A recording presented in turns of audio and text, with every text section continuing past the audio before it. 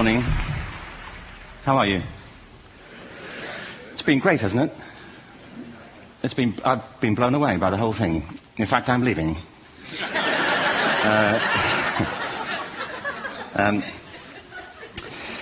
There have been three themes, haven't there, running through the conference, which are relevant to what I want to talk about. One is the extraordinary evidence of human creativity in all of the presentations that we've had and in all the people here.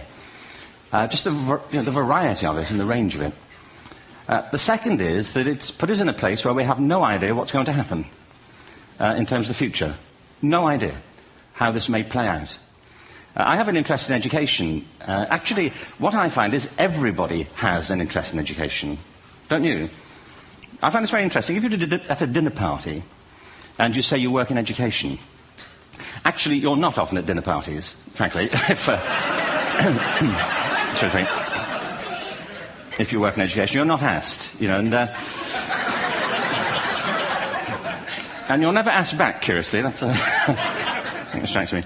But if you are, and you say to somebody, they say, what do you do? And you say, you work in education, you can see the blood run from their face. They think, oh my God, why me? It's my one night out all week. But if you ask people about their education, they pin you to the wall. Because it's one of those things that goes deep with people. Am I right?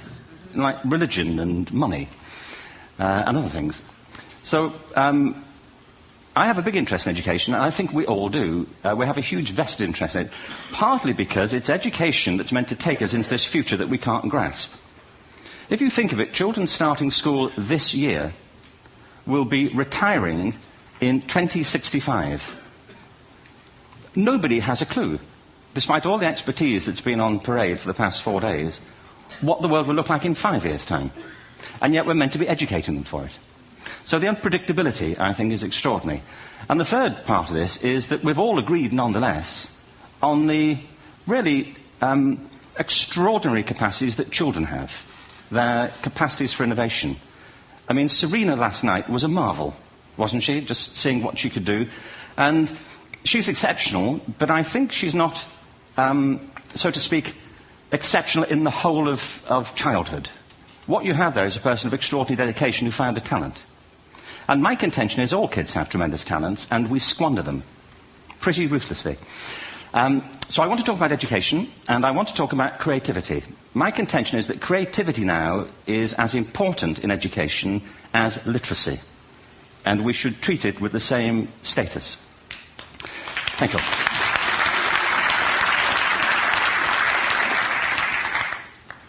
That was it, by the way. Thank you very much. So, 15 minutes left. Well, I was born... No, I had a great story recently, I love telling it, of a little girl who was in a drawing lesson. She was 6, and she was at the back drawing, and the teacher said this little girl hardly ever paid attention. And in this drawing lesson, she did. And the teacher was fascinated. She went over to her and she said, what are you drawing? And the girl said, I'm drawing a picture of God. And the teacher said, but nobody knows what God looks like. And the girl said, they will in a minute.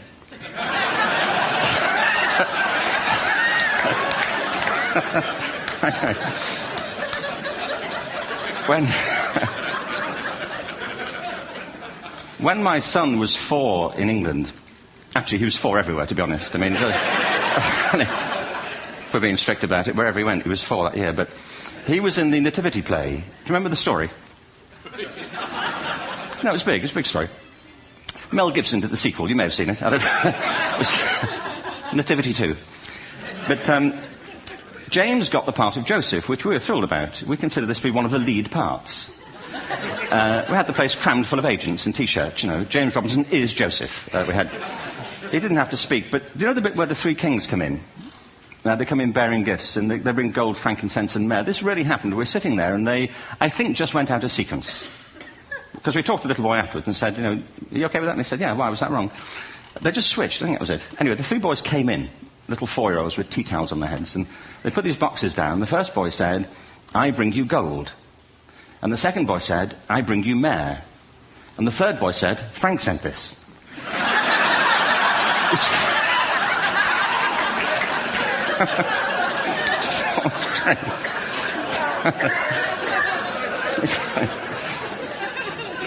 What these things have in common, you see, is that kids will take a chance.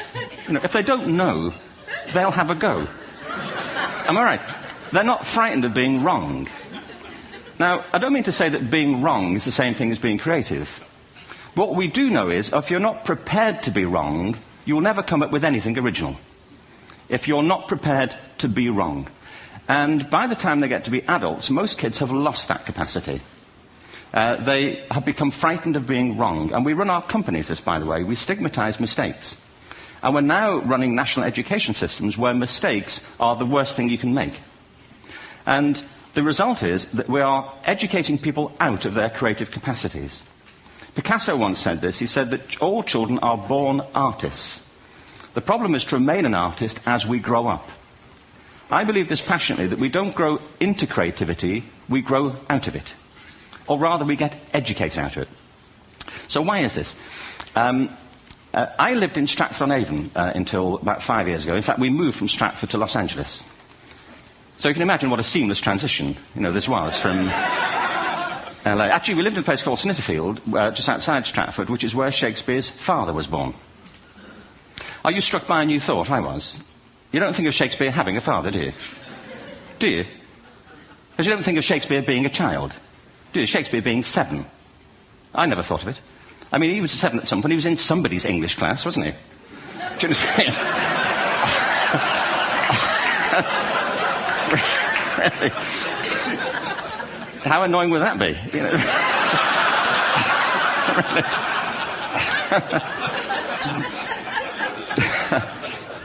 Must try harder.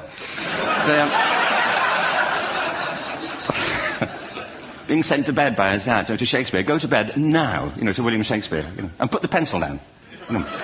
And stop speaking like that. It's confusing everybody.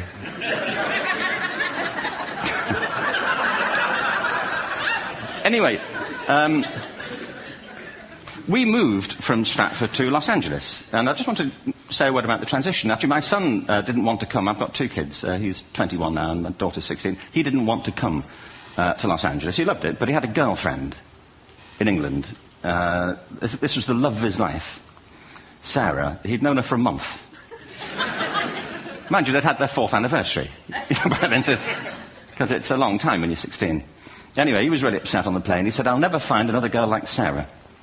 And we were rather pleased about that, frankly, because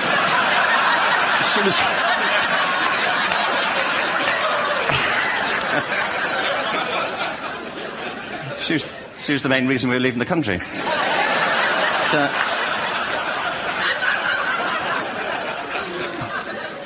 But something strikes you when you move to America and when you travel around the world. Every education system on Earth has the same hierarchy of subjects. Everyone, doesn't matter where you go. You'd think it would be otherwise, but it isn't. At the top are mathematics and languages, then the humanities, and at the bottom are the arts, everywhere on Earth. And in pretty much every system, too, there's a hierarchy within the arts. Art and music are normally given a higher status in schools than drama and dance. There isn't an education system on the planet that teaches dance every day to children the way we teach them mathematics. Why? Why not? I think this is rather important. I think maths is very important, but so is dance. Children dance all the time if they're allowed to. We all do.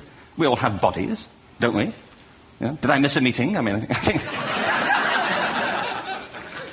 Truthfully, what happens is, as children grow up, we start to educate them progressively from the waist up.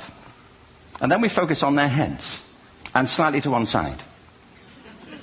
If you were to visit education as an alien and say, what's it for, public education, I think you'd have to conclude, if you look at the output, who really succeeds by this, who does everything they should, who gets all the brownie points, who are the winners.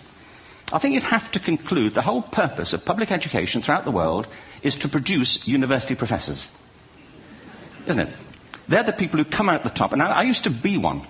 So there, And I like university professors, but, we shouldn't hold them up as the high watermark of all human achievement. They're just a form of life. Another form of life. But they're rather curious, and I say this out of affection for them. There's something curious about professors. In my experience, not all of them, but typically, they live in their heads. They live up there, and slightly to one side. They're disembodied, in a kind of literal way. They look upon their body as a form of transport for their heads.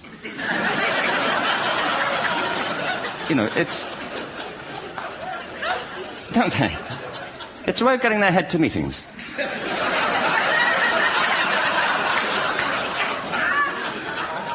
If you want real evidence of out-of-body experiences, by the way, get yourself along to a residential conference for senior academics and pop into the discotheque on the final night.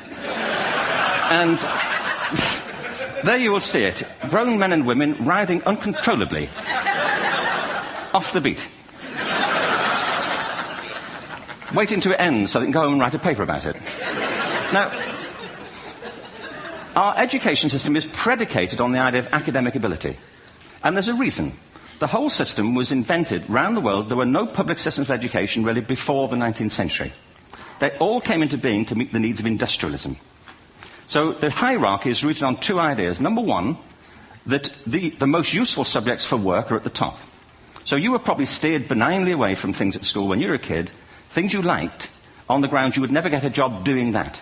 Is that right? Don't do music, you're not going to be a musician. Don't do art, you won't be an artist. Benign advice. Now, profoundly mistaken. The whole world is engulfed in a revolution. And the second is academic ability, which has really come to dominate our view of intelligence because the universities designed the system in their image. If you think of it, the whole system of public education around the world is a protracted process of university entrance. And the consequence is that many highly talented, brilliant, creative people think they're not. Because the thing they were good at school wasn't valued or was actually stigmatized. And I think we can't afford to go on that way. In the next 30 years, according to UNESCO, more people worldwide will be graduating through education than since the beginning of history. More people. And it's the combination of all the things we've talked about, technology and its transformational effect on work, and demography and the huge explosion in population. Suddenly, degrees aren't worth anything. Isn't that true? When I was a student, if you had a degree, you had a job. If you didn't have a job, it's because you didn't want one. And I didn't want one, frankly, so... but now, kids with degrees are often heading home to carry on playing video games. Because you need an MA, where the previous job required a BA, and now you need a PhD for the other. It's a process of academic inflation, and it indicates the whole structure of education is shifting beneath our feet. We need to radically rethink our view of intelligence. We know three things about intelligence. One, it's diverse. We think about the world in all the ways that we experience it. We think visually, we think in sound, we think kinesthetically, we think in abstract terms, we think in movement. Secondly, intelligence is dynamic. If you look at the interactions of a human brain, as we heard yesterday from a number of presentations, intelligence is wonderfully interactive. The brain isn't divided into compartments. In fact, creativity, which I define as the process of having original ideas that have value, more often than not, comes about through the interaction of different disciplinary ways of seeing things. The brain is intentionally... By the way, there's a shaft of nerves that joins the two halves of the brain called the corpus callosum. It's thicker in women. Following on from Helen yesterday, I think this is probably why women are better at multitasking. Because you are. Aren't you? There's a raft of research, but I know it from my personal life. If my wife is cooking a meal at home, which is not often, thankfully, but, if she's doing... she's good at some things. But if she's cooking, she's dealing with people on the phone, she's talking to the kids, she's painting the ceiling, she's doing open heart surgery over here. If I'm cooking, the door is shut, the kids are out, the phone's on the hook. If she comes in, I get annoyed. I say, Terry, please, I'm trying to fry an egg in here.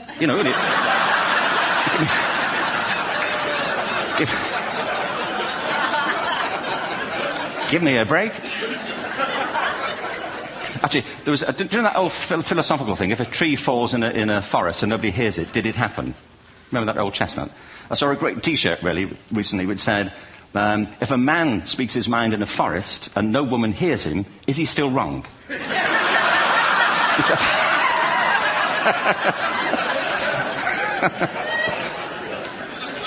And the third thing about intelligence is it's distinct. I'm doing a new book at the moment called Epiphany, which is based on a series of interviews with people about how they discovered their talent. I'm fascinated by how people got to be there.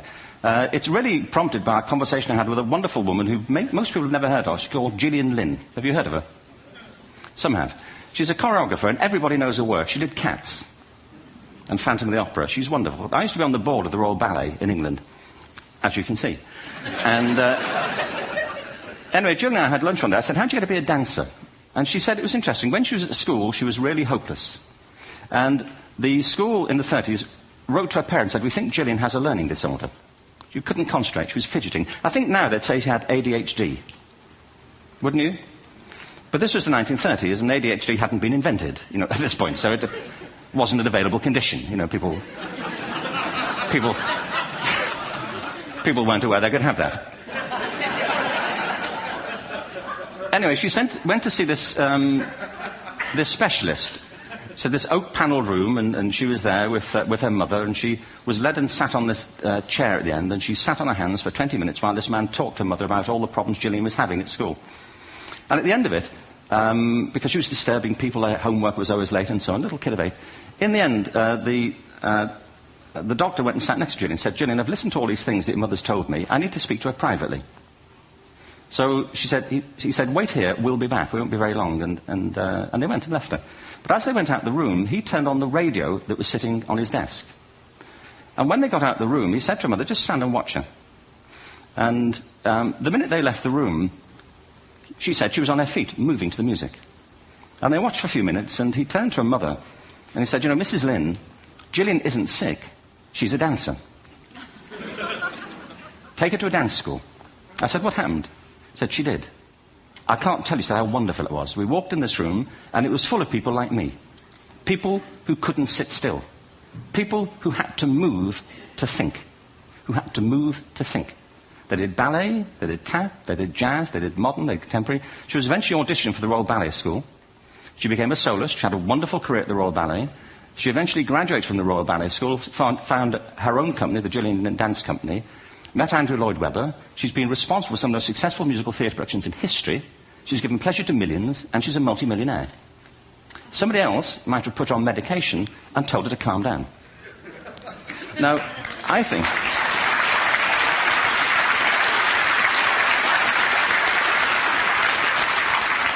What I think it comes to is this. Al Gore spoke the other night about ecology and the revolution that was triggered by Rachel Carson.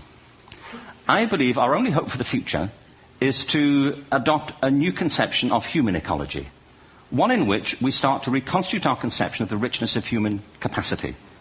Our education system has mined our minds in the way that we strip mine the earth for a particular commodity, and for the future it won't serve us. We have to rethink the fundamental principles on which we're educating our children.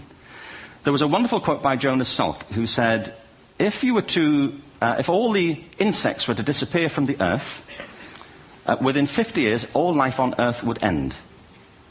If all human beings disappeared from the earth, within 50 years, all forms of life would flourish. And he's right. What TED celebrates is the gift of the human imagination. We have to be careful now that we use this gift wisely and that we avert some of the scenarios that we've talked about. And the only way we'll do it is by seeing our creative capacities for the richness they are and seeing our children for the hope that they are. And our task is to educate their whole being so they can face this future. By the way, we may not see this future, but they will. And our job is to help them make something of it. Thank you very much. Bravo. Here, here. Good.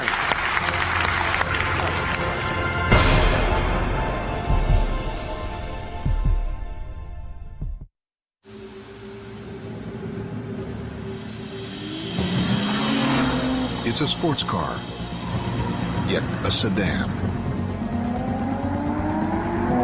Powerful, yet fuel efficient. Modern, yet timeless. Introducing the new BMW 3 Series, our most advanced 3 yet.